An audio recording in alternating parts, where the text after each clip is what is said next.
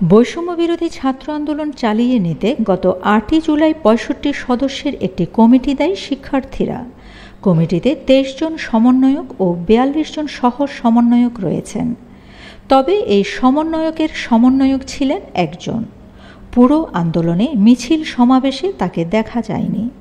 এমনকি শেখ হাসিনা ভারতে পালিয়ে যাওয়া, পরবর্তীতে নোবেল পুরস্কার বিজয়ী ডক্টর মোহাম্মদ ইউনূসের নেতৃত্বে সরকার গঠনের পরও এই সমন্বয়কদের সমন্বয়ক অর্থাৎ মাস্টারমাইন্ড ছিল অদেখা, অচেনা। গত ২৮শে আগস্ট অন্তর্বর্তী সরকারের প্রধান উপদেষ্টা মোহাম্মদ ইউনূসের বিশেষ সহকারী মোহাম্মদ মাহফুজ আলম প্রকাশ মাহফুজ আবদুল্লাহ নিয়োগ পান। এরপরই বেরিয়ে আসে তার আসল পরিচয়। গণমাধ্যমগুলো তাকে মাস্টারমাইন্ড হিসাবে উল্লেখ করলেও মাহফুজ আলম বিষয়টি অস্বীকার করেন। কিন্তু হাটে হাড়ি ভাঙলেন খোদ ডক্টর মোহাম্মদ ইউনূস।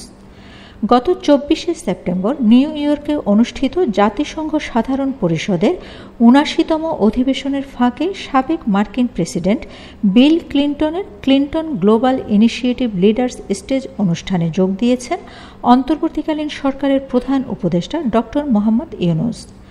অনুষ্ঠান মঞ্চে তিনি তার দীর্ঘদিনের বন্ধু সাবেক প্রেসিডেন্ট বিল ক্লিন্টনের সঙ্গে নানা বিষয়ে কথার ফাঁকে সফরসঙ্গী ৩ জনকে পরিচয় করিয়ে দেন।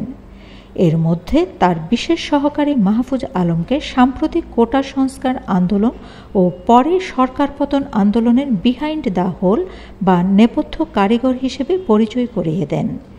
বাকি ২ জনের একজন বেসরকারি ব্র্যাক বিশ্ববিদ্যালয়ের শিক্ষার্থী আয়েশা সিদ্দিকা তিথি, অপরজন হাইড্রোকো প্লাসের প্রতিষ্ঠাতা ও প্রধান নির্বাহী কর্মকর্তা জাহিন রাজিন।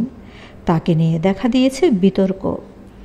এই বিষয়ে বৈষম্যবিরোধী ছাত্র আন্দোলনের নেপথ্য কারিগর ও অনুষ্ঠানের মধ্যমণি প্রধান উপদেষ্টার বিশেষ সহকারী মাহফুজ আলম ফেসবুকে একটি স্ট্যাটাস দেন। এতে তিনি জাহিন রাজিন বৈষম্যবিরোধী আন্দোলনের কেউ নন উল্লেখ করে লেখেন, সিজিআই ইভেন্টের লোকটি একজন অনুপ্রবেশকারী এবং একজন অসৎ ব্যক্তি ছিল।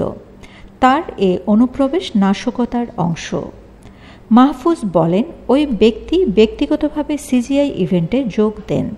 সেখানে প্রতিনিধি দলের সদস্যসহ আমরা তার উপস্থিতি ও উদ্দেশ্য সম্পর্কে জানতাম না। তিনি প্রতিনিধি দলের কারো সাথে যোগাযোগও করেননি। মাহফুজ বলেন, স্যার যখন আমাদের মঞ্চে ডাকলেন, তিনি তড়িঘড়ি করে দাঁড়িয়ে আমাদের আগে মঞ্চের দিকে ছুটে গেলেন। আমি সেই লোকটিকে মঞ্চে যাওয়া থেকে প্রতিরোধ করতে পারিনি, যদিও আমি সন্দেহ করেছিলাম। এছাড়াও বিশ্বনেতা ও গণ্যমান্য ব্যক্তিদের সামনে আমি অসহায় বোধ করছিলাম। মনে হয় এটা ছিল ফেসিবাদী গোষ্ঠীর অন্তর্ঘাতের একটি পূর্বপরিকল্পিত কাজ। জাহিন রাজিনের অনুপ্রবেশ রোধ করতে না পারায় আন্দোলন ও গণ অভ্যুত্থানের নেতৃবৃন্দ, সমন্বয়কারী ও যোদ্ধাদের কাছে ক্ষমা চান প্রধান উপদেষ্টার বিশেষ সহকারী মাহফুজ আলম। অনুসন্ধানে জানা গেছে, হাইড্রোকো প্লাসের প্রতিষ্ঠাতা ও প্রধান নির্বাহী কর্মকর্তা জাহিন রাজিনের সঙ্গে ক্ষমতাচ্যুত আওয়ামী লীগের ঘনিষ্ঠ সম্পর্ক রয়েছে। তার সঙ্গে সাবেক স্থানীয় সরকার মন্ত্রী তাজুল ইসলামের ছবি রয়েছে, যা গণমাধ্যমে ছড়িয়ে পড়েছে। প্রশ্ন উঠেছে, কে এই জাহিন রাজিন? কিভাবে তিনি প্রধান উপদেষ্টার সফরসঙ্গী হলেন? তিনিই কেন তাকে মঞ্চে ডেকে নিলেন?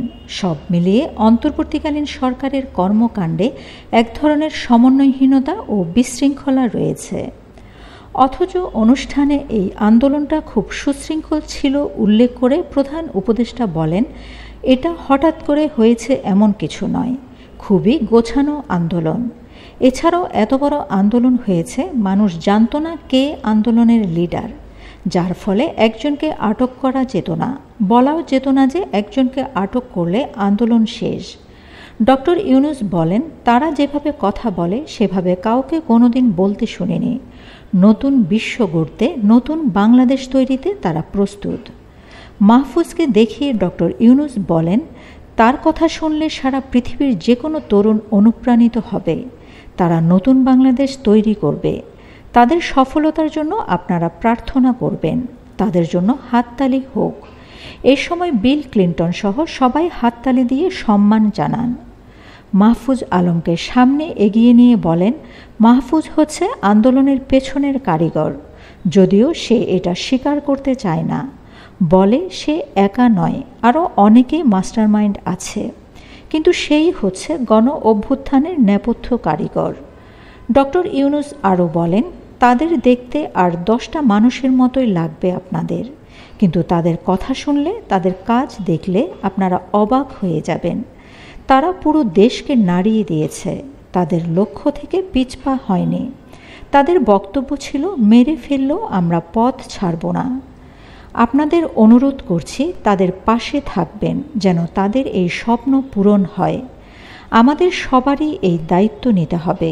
এ সময় ক্লিনটনের হাত ধরে ইউনূস বলেন, তুমি তো আমাদের সঙ্গে থাকবেই। বক্তব্যের শেষ পর্যায়ে সামনে এগিয়ে আসেন ক্লিনটন।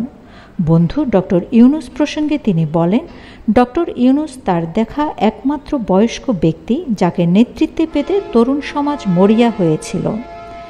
এমন হাস্যরসের পরে বাংলাদেশের জুলাই আগস্ট মাসের রাজনৈতিক প্রেক্ষাপট ও সেখানে ছাত্রদের পাশাপাশি মাহফুজ আলমের অবদান তুলে ধরেন ডক্টর ইউনূস।